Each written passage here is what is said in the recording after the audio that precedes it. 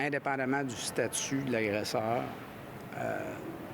les victimes peuvent dénoncer et peuvent être rassurées que le système va les entendre. C'est devant une salle de cour bondée ce matin que Dominique Laroche a été reconnu coupable de gestes à caractère sexuel à l'endroit d'une jeune fille de son entourage qui avait entre 13 et 16 ans au moment des faits. Il s'agit notamment de contacts sexuels, d'incitation à des contacts sexuels et d'exploitation sexuelle.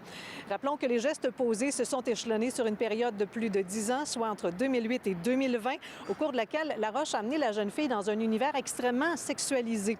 Il a finalement été arrêté en juin 2021. Et ce matin, lorsqu'elle a rendu sa décision, l'honorable Marie-Claude Gilbert a notamment souligné la gravité des gestes posés alors que Laroche était en situation de confiance et la manipulation dont il a fait preuve pour pouvoir arriver à ses fins. Je vous laisse entendre les premières réactions des procureurs.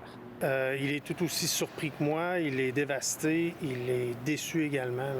Donc, ce sont les sentiments qui l'habitent présentement. Et c'est un soupir de soulagement.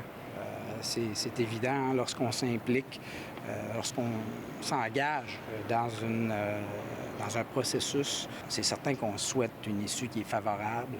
La juge s'est également beaucoup attardée à la teneur des témoignages qu'on a pu entendre au cours du procès le printemps dernier. Concernant d'abord celui de Dominique Laroche, elle l'a qualifié de non fiable, non crédible, mentionnant plusieurs contradictions d'ailleurs que lui-même a dû admettre au cours du procès. C'est tout le contraire finalement du témoignage de la victime qui, elle, s'est montrée très émotive lors des procédures. Le témoignage de la victime dans le dossier est clairement une pierre angulaire. D'ailleurs, ça transpire du jugement. C'est un témoignage qui, en soi, était cohérent, senti, sincère, fiable et crédible.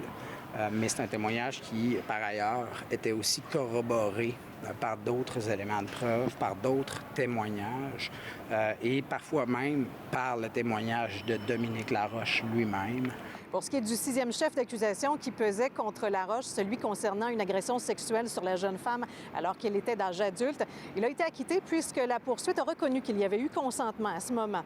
La poursuite a tout de même demandé que Laroche soit détenu pour la suite des procédures jusqu'au prononcé de la sentence. Une audience à ce sujet aura d'ailleurs lieu demain matin. Au Palais de justice de Québec, Caroline Dumont pour Nouveau Info.